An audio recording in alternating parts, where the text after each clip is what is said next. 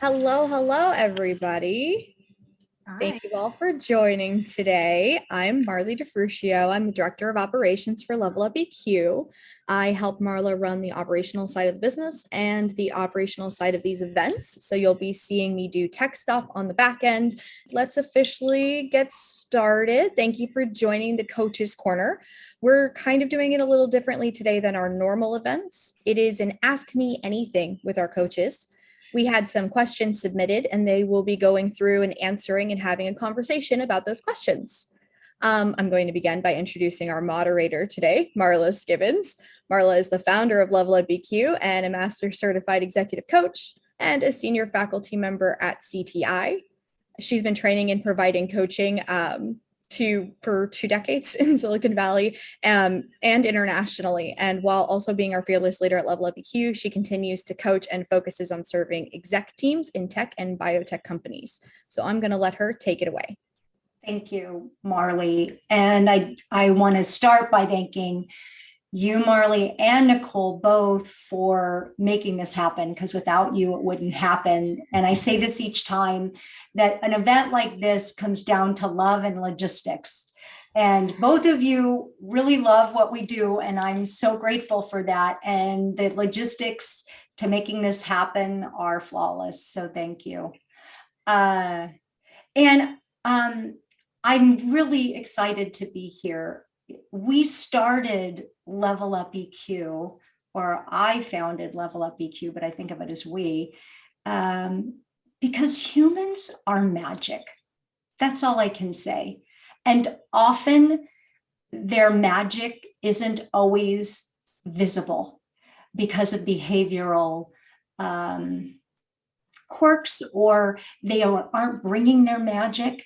And I saw an opportunity to, at scale, create a place where clients could come and teams could come and organizations could come to unleash the magic of humans. Because when you do that, you create an organization that is fun to be at, a place people want to be at. They give their discretionary heart, and heart does matter, and mind to the work that they do, and they create places that people want to be because it's meaningful and it's inspiring, and it feels like a place they can belong. So that's why we started Level Up EQ. And so you're going to get to actually see some of our unleashers, or what I think of as our transformationalists. I am very proud and excited and humbled to have our three panelists, who are all both executive coaches in their own right, in their own companies, and also are a part of our bench. And I will let them each introduce themselves with how they'd like to be known. But again, I am just very excited to have you three here. So that being said, one thing I want to say to y'all out there listening to these beautiful coaches: please put your questions in. This is an organic, informal conversation. We received a bunch of questions, and I will be going through those first, since people were kind to send them. And please also type in your questions, even if you think they might be a little spicy or might put people on the spot. The coaches here can handle it and would love your questions. And we also want to make sure we're in service to you and that we give you what you want, since you're here with your time. And also, those questions will really benefit all of the people that will hear this later, because people do download and listen to what gets said. Okay, that's enough of me. I am going to hand it over, and I'm going to hand it to Charles. You introduce yourself first, please, and then pass it on to whoever you want next. Thank you, Marla. Good afternoon, everybody. My name is Charles Singh. I'm calling from Toronto, the land of the Ojibwe and Anishinaabe people of Canada.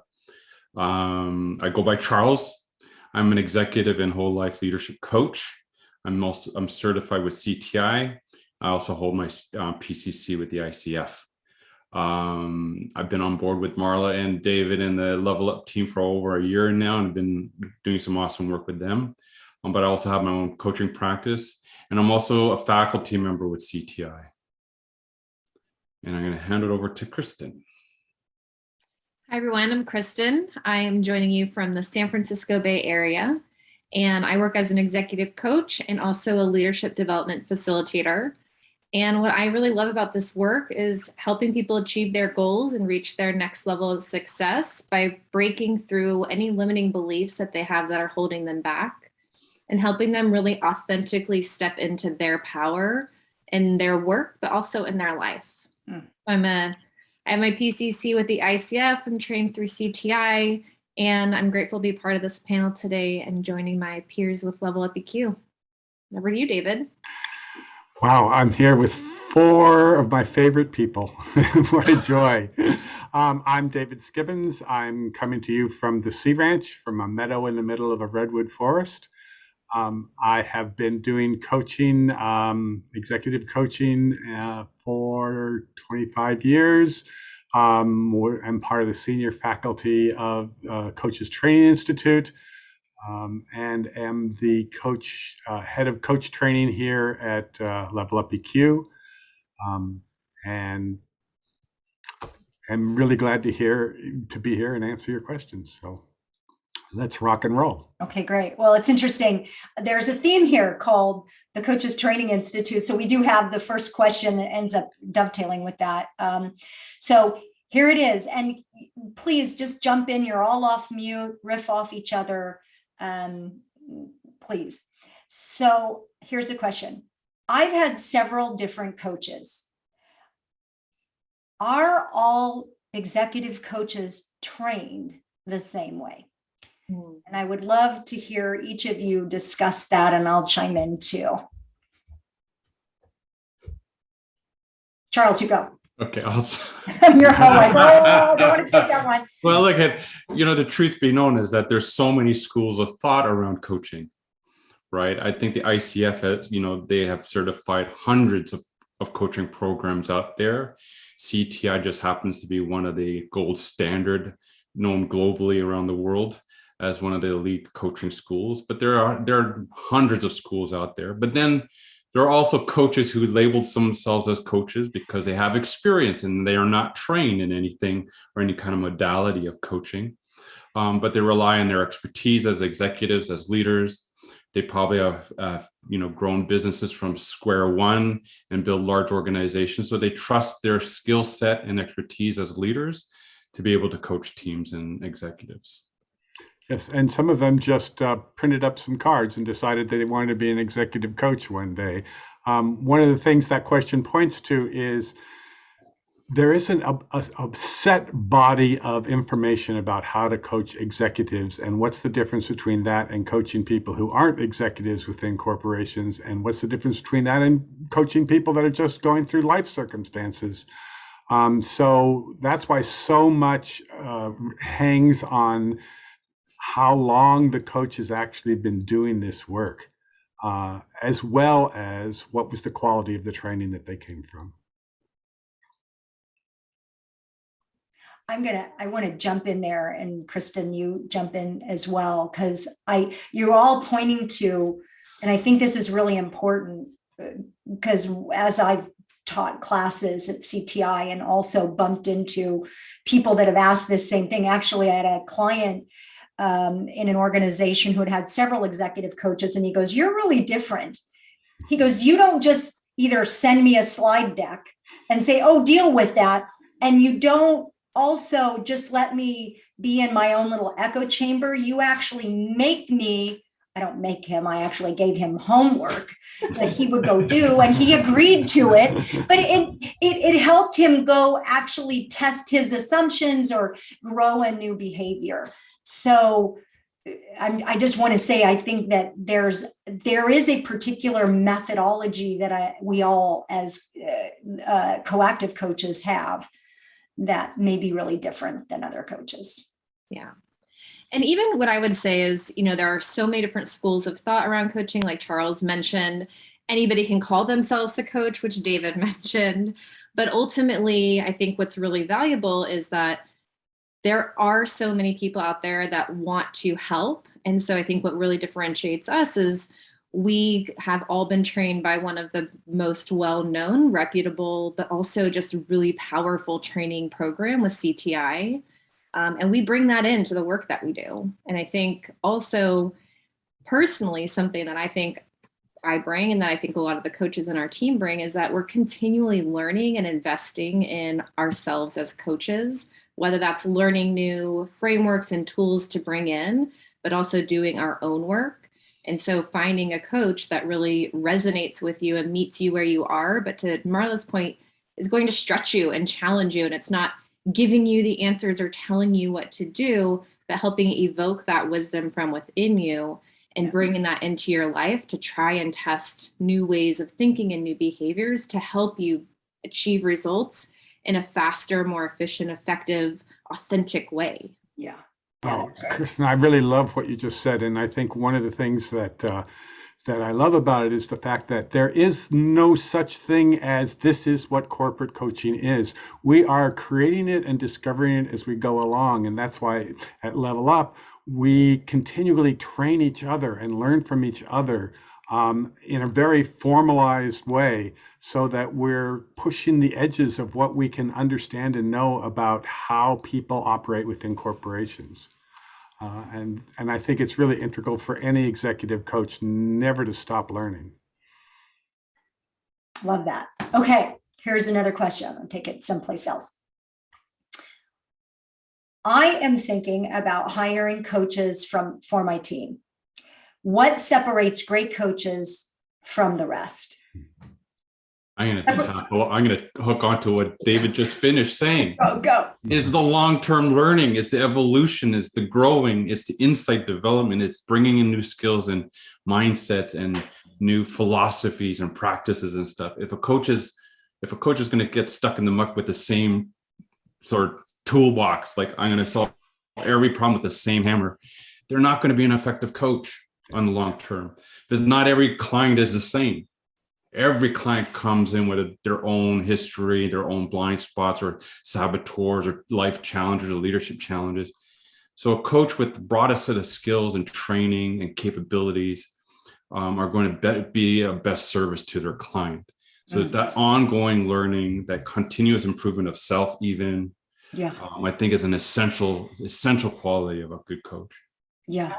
I want to add into what you're saying there, because I think it also is, I get that question a lot of times where people say, what to expect out of coaching? How can you help me?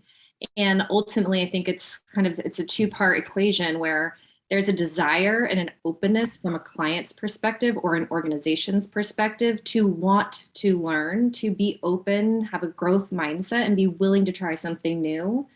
And then a coach that can be in that place with you. So I may not have experienced the same thing in my corporate experience. I may not have run across the same exact example with another client, but I can be with you in that, and I can rumble with you in the challenging parts of that and support you and champion you and challenge you to find your way and navigate your way through that, while offering some of those tools and frameworks that Charles mentioned to support you and help guide you along the way. Love that.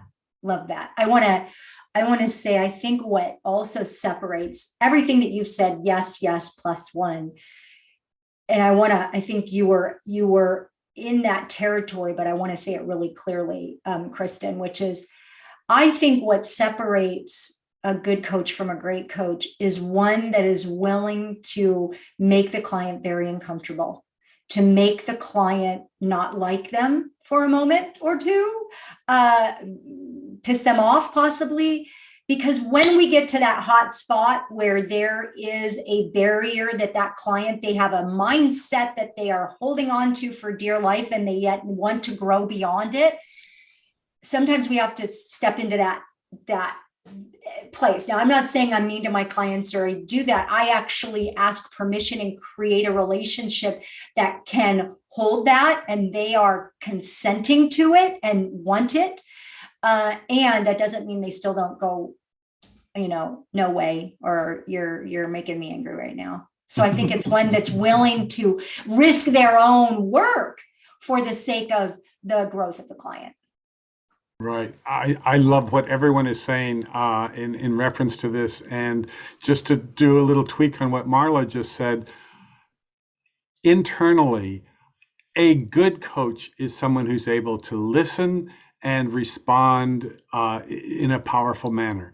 A great coach is someone who has no governor over what's going to come out of their mouth next, because they have so much experience in knowing that they can clean up whatever mess they might make, or however they might have offended or hurt a particular client, and recreate and reestablish the communication and the connection between the two people. And so you are absolutely free to say whatever your intuition provides you, to call the client forth or to say nothing and just let the client be in their own experience.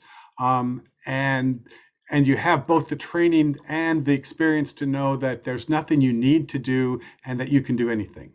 Love that. Yeah. One piece I would love to add is that I think what separates a good coach to a great coach is how they're in service of the client. Like everything we're talking about is really about the client. It's about caring for the client, challenging the client, loving the client. It's all about it has nothing to do with the coach. Right. Yeah. Right. The more the coach can remove themselves from the experience. I mean, just looking at it as a container, that we're the container for the client to show up in, then it's all about the client. Right. And there's nothing, there's nothing passive about it.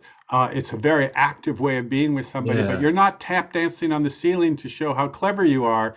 You're just operating out of love and intelligence in the service of the client. I love that, Charles. Right on. So, okay. So I have this person saying, I'm thinking about hiring an executive coach for myself. What kind of results can I expect to achieve from having an executive coach? Look out! Fasten your seatbelt. That's another conversation. That could be a full conversation on its own. Like, yeah, right. Anything under the sun. Yeah. I mean, well, let's underline that. Yeah. Anything under the sun. Anything that the client wants to achieve, they can achieve with a coach if they're willing to put in the work and the sweat and the tears. Yeah. Right. And they can also expect that you will go places you weren't intending to go with your coach as other stuff comes up that you realize you haven't wanted to take a look at but need to. I often find that clients, when they start, they say, they come in wanting something and what they get is so much more. And so it's just that willingness, again, to be open and challenge yourself and stretch yourself into what level of discomfort you are comfortable embracing. Right. And what I want to say is, we're talking so much about the client. There's the client themselves that face you as a coach, right? Then there's the client when the organization is the one doing the actual buying of coaching. And, when I think about what can an organization hope to achieve through hiring a coach for an executive or a director or even an emerging leader, well, putting somebody in a growth opportunity, giving them a chance to change themselves, to become better at who they are and what they do as a leader, saying, yes, I care about you as a human, and I'm going to give you a coach that not only thinks about business, but thinks about a whole human being. Wow. What an opportunity for an organization to create engagement, to create loyalty by a person because they feel invested in. They change the culture around them through the way they behave, which makes it a better place for them to be and to lead. So there's like this ripple that goes out from that one person that Kristen or Charles or David coaches that benefits the organization as well, because happy people create amazing organizations. I want to further that, Marla, by saying, by coaching we're coaching the whole human being. What they could see as a transformation or an opportunity for growth in the workplace has a lot of relevance in how they live in their life, period. Totally. The way they empathize, the way they lead, the way they get things done, the way they're being more efficient, the way they're getting past their saboteurs, the way they're building connection with each other. They can do this in their home. They can do this with their families and friends. They can do it in the community. So the opportunities for change and growth inside coaching, even if it's sponsored by your organization, can have huge impact on the rest of your life. I love it. I love it. Also, the company, some of the benefits that the company is going to receive, they will never know. They will never know about all the messes that didn't happen, about all the disconnection that didn't happen, about all the disenfranchisement that didn't happen, because the manager was working from a base of emotional intelligence that they got from their coaching. Yeah. Yeah. The nice thing about what we do at Level Up, though, is we help the client track that. Okay, did we actually create more engagement? Okay, did we actually keep people on for more than what we had expected they'd stay? But it's true, right? We can't know that person actually was a better partner, better parent, which then made them happier, which then made their employees happy. There's a lot of hidden value, I think, to it. Okay, so I have another question. I have a couple of Q&A questions as well that are live from this group. So the question is, hi, I'm an HR person and I'm a certified coach, so why would I need you? Come on. Well, I'm gonna jump in on this since I do coaching as well. There is an interesting play between internal and external. And I think for me, one huge piece, like lovely when you're internal, you have all of the context and the culture and the players and all the icky bits and the beautiful bits of the organization. And the thing that makes an external coach so powerful, I think, is that one, they don't bring those preconceived ideas, because your thoughts about the system makes the system what it is. It keeps the system stuck how it is.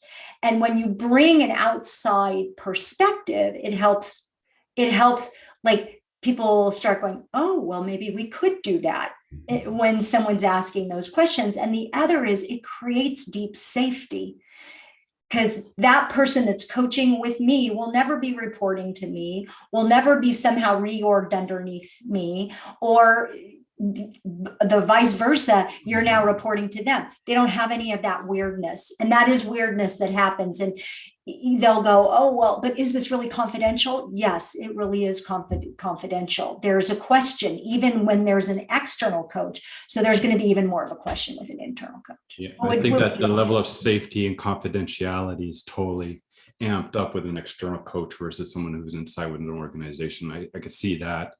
And I think there's and I might have heard this when you're saying, Marla, is also that, okay, well, will this HR person use any of this content in our coaching for other purposes, right? And all that too. I think there's also something to be said that, having a specialist as a coach, as a specialist, that's all we do is coach, versus someone who, I credit you're trained in it, you probably are certified in it, but you have other duties and responsibilities that play sort of, okay, how do I balance all this in my day?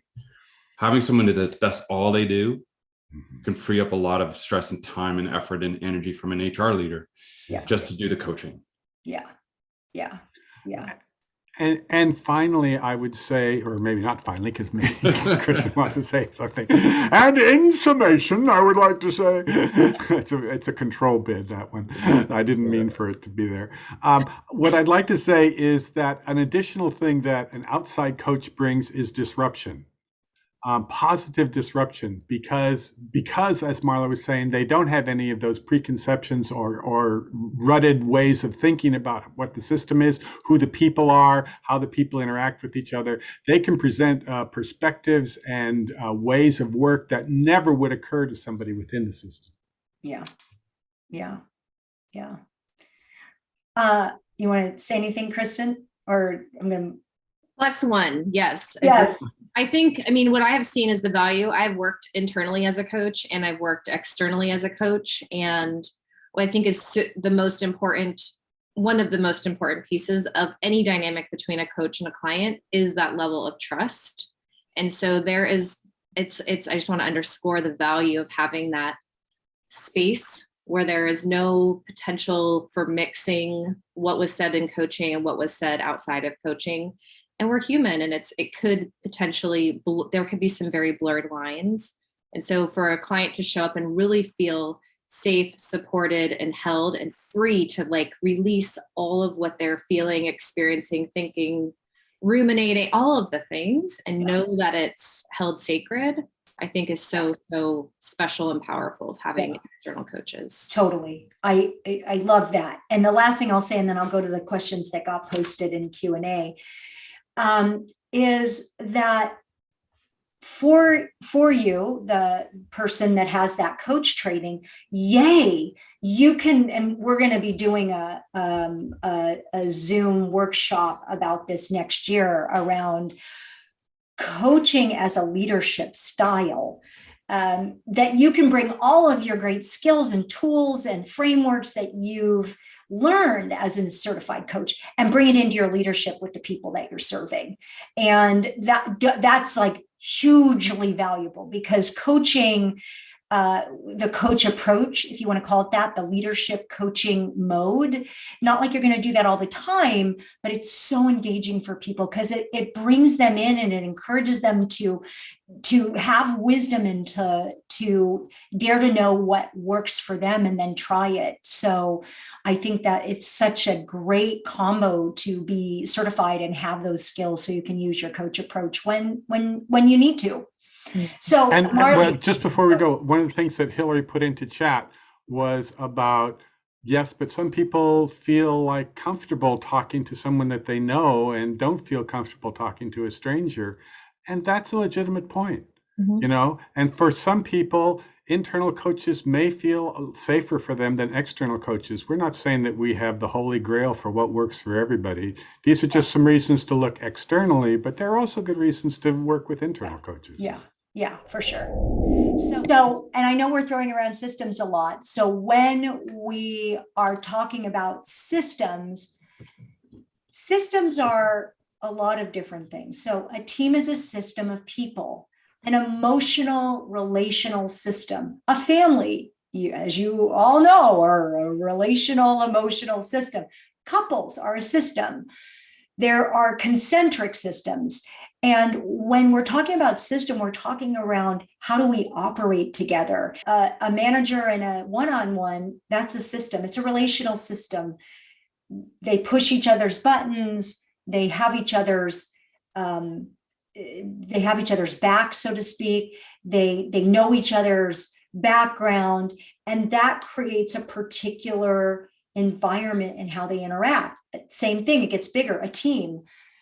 Teams all know stuff about one another. They've seen each other in good times, bad times. They've made decisions about each other. And that all creates an emotional system. Organization, how the culture has been, how the culture is, how we stand back and go, oh yeah, they're doing that again, or oh, there's the CEO saying that again. That is a system, and a culture is an emotional system. And there's another way to think of it is there's a culture of a one-on-one, and there's a culture of a team, and there's a culture of an organization or a team inside an organization. It's complicated. And yet we've got to talk about it because it's what is a make or break with a team, for sure. So question, Marla, I'm handing it over to you. You've got some questions for us from the Q&A. Yeah, so specifically kind of revolving back around this internal coaching thing. This is actually coming from a coach perspective of, are there companies that have executive coaches on staff as full-time employees? And how does a coach become that? Or how does a coach become a consultant for a company? Or how does a coach, so kind of like finding, how does one become an internal coach and how does one become an external coach for a company? So for the clients that I've worked with that managed to weasel their way into becoming an internal coach, I really kind of see two doors. I'm thinking about a number of different clients. One door was through their relationship with HR. and that they were able to convince HR that this was a really great add-on. The other has to do with a higher level people within the organization getting coaching, realizing their value, and then leveraging the one-on-one relationships you had with those people in order to have them create a position for you within a company. Yeah, yeah, yeah, yeah. And there are companies that have their own, like Zappos has full-time personal coaches on staff, or they did. I don't know if they still do, but they did, for anybody in the organization, whether they're executive or, I think client facing. So I know that was the fact. And I think that there are organizations that I see it on LinkedIn where they get posting looking for leadership coaches. And so I think you just have to start looking for it if you want it. The work is out there. I don't know how much it's out there. I think more and more, as what's happening now is client or organizations are buying coaching benches or coaching solutions. And at some point they're going to go, okay, we're going to just have this in-house because the cost will be effective that way. Yeah. So Marley, other question? No, it's just that one for right now. Okay, great. Okay, great. Okay. Well, Charles and Kristen, have you had experience of people creating themselves as an internal coach within an organization? Mm-hmm. Yeah, in my own experience before starting my own business, I was working internally as a coach part-time. And honestly, it just came through putting myself out there and saying, this is something I'm really passionate about and I want to be involved with. And I was working really closely with our L&D team that offered a wealth of training opportunities to our organization. And so getting involved with that, making a case to coach internally, and then piloting it with the team.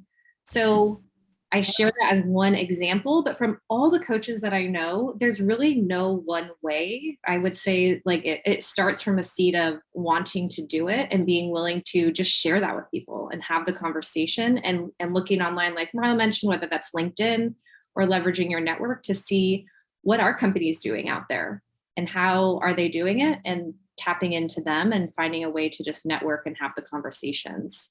Well, and I love what you're saying, especially if you're HR and you get certified. It's like, hey, first thing is if you're getting certified, I'm assuming you're getting supervision for getting certified. Just say to your company, hey, I have 5 spots that I need to get supervision on. Can I offer coaching? And then it starts to create a ripple. Like you did, you offered it to people, just shared it, not as cost. And then that starts the ball of the organization going, whoa, this is really cool. How can we have more of this? So yeah, that's well, great. we know it, like as faculty of CTI, so that many of the participants or students in the CTI space come from internal. Mm-hmm. Whether they're people managers, directors, executives, or they have maybe a HR function and they're adding coaching as a skill set and they need to apply it to the work. So they might have got an update on their job description, or they might have an initiative designed specifically around coaching. And then they're looking outside, like all of us, going out for training and certification, and they're just applying it to their work. Mm-hmm. That's great. One of the things that Kristen said reminds me, Laura Whitworth was one of the founders of CTI, and her marketing approach was the 5-foot approach, which is anyone within 5 feet of her is going to find out what coaching is about. And there's something about that level of passion that does have an impact on the company. Yeah. And talking about it and talking about it and Mm-hmm. talking about how amazing coaching is. Mm-hmm. Yeah. Okay. So the question here is, how do you deal with a client who believes you can't accurately coach them because you aren't an expert in their field? I'm a tech person. How can anybody in an organization understand engineering and coach me? If they don't understand it, how can they coach me? I'll personally say sometimes I find I do my best coaching when I don't understand the context, because I'm completely then unbiased. I'm not rigid and stuck in, well, this is how it is in engineering, and this is how you could work your way through that. We come back to each session. It's about the client. It's not about the topic that they're bringing. It's What are the things that they're telling themselves that they should be doing, how they should approach this, or someone's told them, or that's what they're trying to emulate. It's helping them connect into what do they really want to take a stand for in their work or in their life, and what are the actions to take to really follow that and to do it in an authentic way. Mhm. And I think too, like having somebody that maybe is a bit removed, brainstorming through solutions together, you might get something that you would have never thought of. Right. And it could be the unlock because it's something so different and out of the box. Right. That's the innovative part of coaching, where you're working with someone that isn't like colluding with you around the mindset eng, or colluding with you about your organization and how they do it. Yeah. I love that. The analogy I use as an executive and a whole life coach is the client is the expert in their life. Mhm. They're the expert in their work. They need to be that. I'm just a facilitator of that deep radical inquiry that I'm about, right? Like, I'm here just to put the lens on certain aspects of how they are showing up in that work so they can see more of how they can be better in their work and their life and whatnot. So Yeah. I'm not going to pretend to be an engineer. I'm not going to pretend to be a, whatever C-suite executive in charge of global marketing or anything like that. I'm really looking after the human being, right? And I let them to be expert in their life, and I'm just being the coach. And I love it that way. Often because we do chemistry sessions with clients, and I work a lot with technology companies, and often bump into working with engineers, and I'll hear, well, how can you coach me if you don't understand? This is a question I hear. And, I say, this is not about me being an expert in your business. You're the expert. You know how to run your business, and you know how to be magical as a coder, or that part. I'm here because the next level for you is how to be a magical people leader, how to know how to deal with people so that they're unleashed to do great work. Mm-hmm. And so my job here is to help you unleash the magical, magnificent, engaging leader that you can be. And I'm an expert in that. And when I say that, they're like, oh, got it. There's a difference between the work and becoming a great leader. And they see that difference and understand it. Anyone else want to chime in on that? Or That's interesting what you said, because it's true. You are a magical, amazing manager, so I've had personal experience with that. And I think every coach that's on this call comes from a place of deep understanding and leadership that their job is to make whoever they're in front of more alive, more authentic, more vibrant, more connected. And so we are experts at this. We aren't experts at engineering, but we're experts at human relations. Yeah. Kristen? You have something. Yeah, I was just thinking, a part of what a lot of my clients do appreciate is I've worked in corporate retail for nearly 15 years. And so I've been in an organization, I've worked with so many, almost nearly, I think, every department in an organization. And so there's this level of understanding that I do bring in. Yeah. But ultimately, it's really about being over there with this person and helping them just see themselves and see what's possible, and being with them if it's scary, or if it's unknown, or if it's uncertain. Yeah. But knowing that they have me in their corner, like, it just gives them this level of confidence, assuredness, and faith in themselves to go and walk towards that potential that they envision and see possible. Yeah, I love what you're saying, and that's why when we bring people on the bench of Level Up EQ, they don't come with no leadership experience. They've worked inside organizations, they've had leadership experience, because it's almost like a check box for people. Oh, I can relax, my world. Right. What we do, though, is not come in with our preconceived ideas on how you're supposed to run your organization, but it helps the client relax and realize, oh, now I can trust this person to disrupt me. So I think you're right about that it does give the client some assurity, even though that's not what you're coaching them necessarily. You have that knowledge, and we all do. So I definitely see that. Right. It comes back to what we were talking about before in terms of what makes a great executive coach. One of the things that makes a great executive coach is having executive experience, but not showing up as a mentor. Yes, exactly. Exactly. You know, I'm wanting to say something here because I want to go back to imagining those folks on the call that are thinking about, well, why would we bring a bunch of coaches into our organization? And like, what does this have to do with their OKRs, their initiatives, you know? And when we meet our clients with whatever knowledge we have as leaders inside organizations and help them grow, I don't know why this is coming up at this time. And the other thing that I want to say about what we do is the piece around feedback, because we don't do our coaching in a vacuum. You know, and I'm curious about what you all see around the feedback process and why that matters for coaching clients. But often there's a fairly extensive feedback piece. And I think that somehow plays in with, well, how do we accurately know who they are? Well, we don't just take their word for it. We also do a pretty thorough job of finding out what others see in their function and cross-functionally.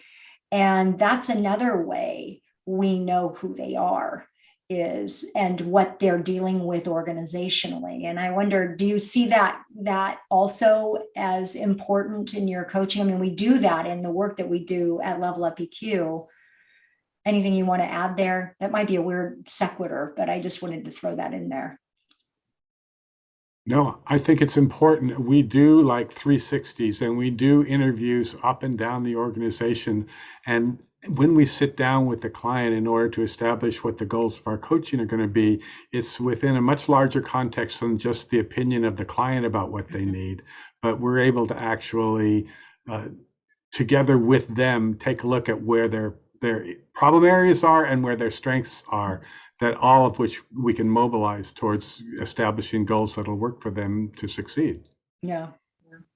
I think one thing that can come with hiring a bench or a team of coaches, yes, there's a scale piece, being able to work and affect more leaders at the same time. But I think there's also, we got to be aware that coaching experience can actually shift culture. Right, by identifying how each individual shows up, can identify how each individual could show up more powerfully, then they're building stronger relationships within each other. And that has the opportunity of actually shifting culture within a team or a department or part of an organization. Mm-hmm. So that would be hard to do if it was one coach trying to work on one individual.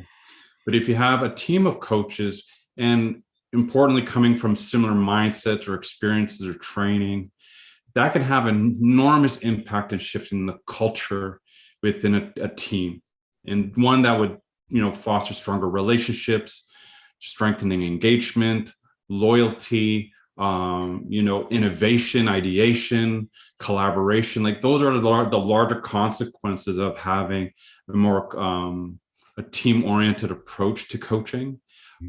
Is that it can actually have a huge impact on culture. Okay, so we have room for I'm seeing we may have another Q&A, but I have one question that I want to get in here, which is, here's somebody said, we've doubled in growth over the past year and have begun to struggle with turnover. How can coaching help us keep the talent that we've invested in?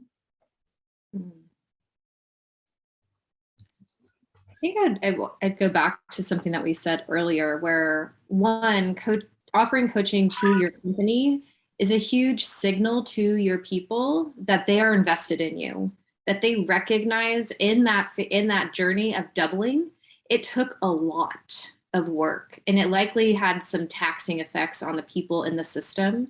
And so saying that we recognize and we want to support you, I think goes a really long way with the people.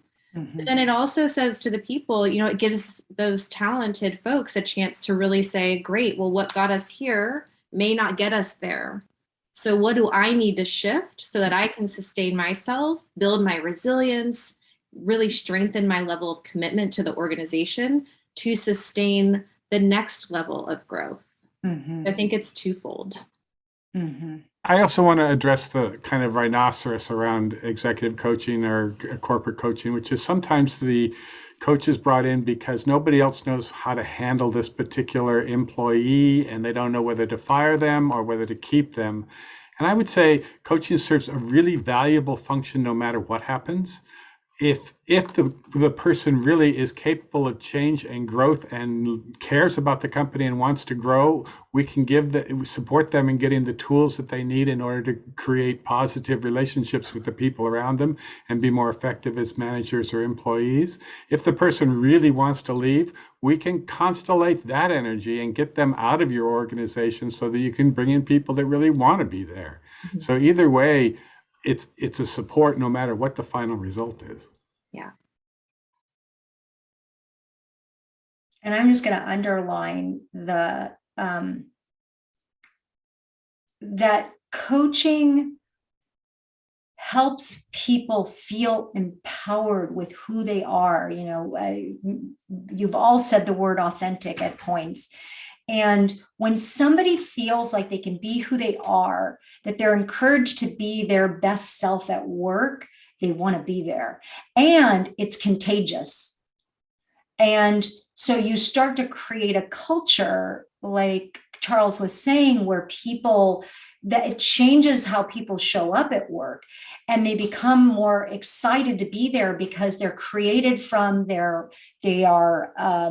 they can bring their own creative genius, whatever that is, to the play, and they want to be there to do that. So I think that is a really important piece of this. It has people want to be, and this, given this time right now where people are just like, I don't like this, I'm out of here. There's so much, I love it, that empowerment, that what you have to do is empower them within the organization. You have to have them feel like they belong there with people that are surrounding them, that are empowering, and that they can empower others. And when you create that magical crucible, you have an organization where people want to stay, and then they might think they want to leave, and then they boomerang back again because they're like, oh, even though they talked about it, it sure wasn't there, because you created a culture of empowerment and greatness, and that was encouraged. Now, I do want to say that there's this dance of, so if you have a culture that you're trying to embed that's inspiring, what I love about what we do as coaches, particularly at Level Up EQ, is we become a part of your culture in terms of being advocates and ambassadors. We care about your values and we care about where you're wanting to head. And so we help your employees, our clients, find the meaning for them and the empowerment for them in those values, in those strategies. It's not something separate, it's a part of it, because that's part of what we're doing, is talking about their work side of their human. There's lots of different parts of them. And then how can they dance with and be empowered by what's happening, the culture, the strategy. Yeah. Having been a part of many like fast-paced growth organizations and startups in my past career, like, why do people struggle? Why do people have, we have to see that, fast-paced, high progress, high performance organizations can tap out. Like there's a burnout, fatigue, dysfunction. A lot of things can actually get in the way of, teams collaborating and innovating and feeling energized and empowered. Having a coach approach or bringing in a coaching culture there can help process those feelings and anxieties, fears, and worries, so that they can get cleared out and make room for everything Marla just spoke about. Well, where do I feel reconnected to purpose? Where do I feel reconnected to my core values? How do I feel reconnected to my inner power? But we got to clear out all that other energy out that might have been collected over time of stress and anxiety, worry, fear, whether or not this thing is going to work. Yeah. Right. So coaching allows that kind of clearing of energy or emotion or feelings that might actually be getting in the way of performance, might be getting in the way of engagement. So when that's cleared out, then there's a return to feeling empowered, return to feeling connected, and a readiness to collaborate and innovate and participate and be fully engaged. Yeah. Yeah. Sometimes in coaching, it's the one space that people feel comfortable and safe to talk about what are those fears, what are those worries, what is the effect that they're having on me and how I'm showing up and who I am as a leader. And so I think, in theory, it sounds like a great idea, but it really is the space where it's not just bringing voice to that, but it's looking at where is that serving them? Where is it getting in the way? And what's a more empowering way of being? Yeah. Step forward and letting that go. Right. What's a more, and again, I think when someone feels disempowered at work, how do they actually step into their power and be re-empowered and talk or have a discussion or be different with that person? There's huge benefit there.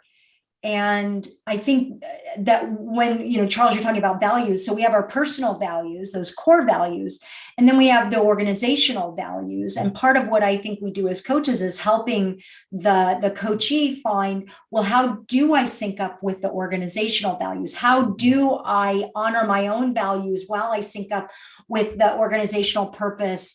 And when you do that, there's this that's when the work feels magic because it aligns with who we are. And that doesn't always make sense to a person when they first come into coaching, but when they see, oh yeah, I like this company because they actually do say we win together. And that's really a dovetail with my connection value or my excellence value. And I can really lean into the organization because it resonates for me at a core. And I think that's partly what we do, as coaches, when we're on a bench and working inside an organization, is we help that synergy happen. Mm-hmm. I think something I really appreciate about what we've created with Level Up is that we really do spend that time up front getting to know what is driving this company, what are the values, and bringing that into our work with our clients. I think that really helps to make that transformation happen with the client, but also that ripple effect in affecting the cultures. Yeah. Okay, next question. We've actually been circling this one, but I'm going to throw it out here and see if you have anything else that you want to say here. Our team is extremely proficient and we meet all our goals. However, my team's engagement is considered low. How can coaching help us? Anybody?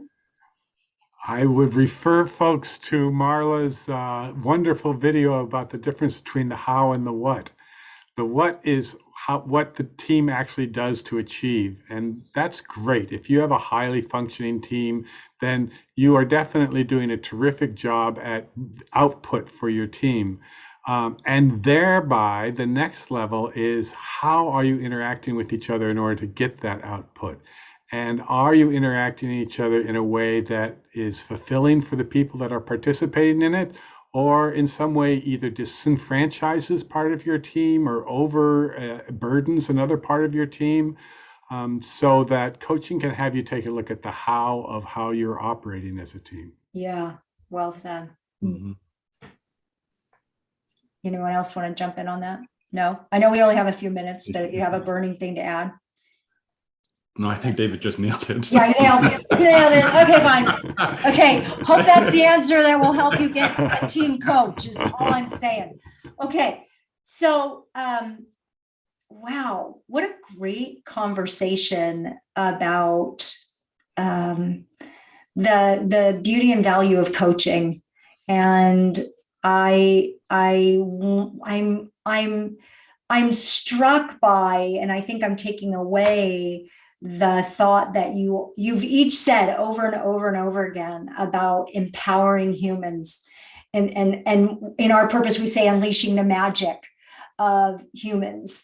And really, I want to appreciate the people that asked questions and sent us questions and Q&A questions, because at the end of the day, I'm sure you're all wondering, how do we unleash the human potential? Because it's untappable. The more you say, where do you want to go? Who do you want to become? There's the next iteration of that human being. And hopefully we never get to a place where we go, I'm good. When you don't do that, and you don't do that as an organization, and you don't cap people, more and more and more and more is possible. More innovation, more fun, more connection, more engagement, more magic, more like worthwhileness to being in your organization. And so I'm taking away just the magic that we do for people in the work that we do, and how we can help organizations reap the benefit of what happens when people love what they're doing because they are empowered to be great and the great of who they are.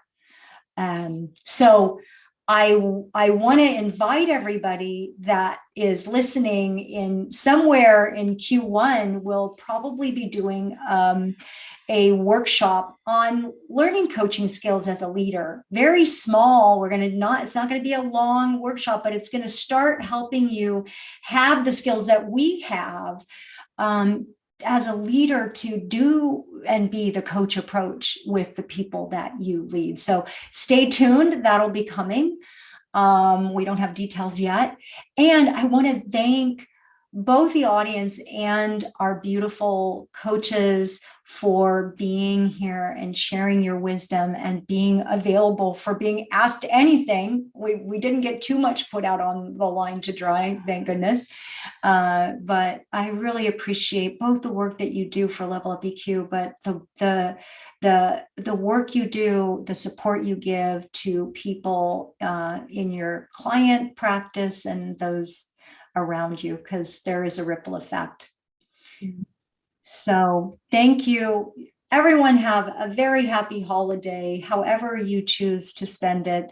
And we will be signing off and be off these events until next year. So thank you all. Have a great time. Bye. Bye. See you later. Take good care.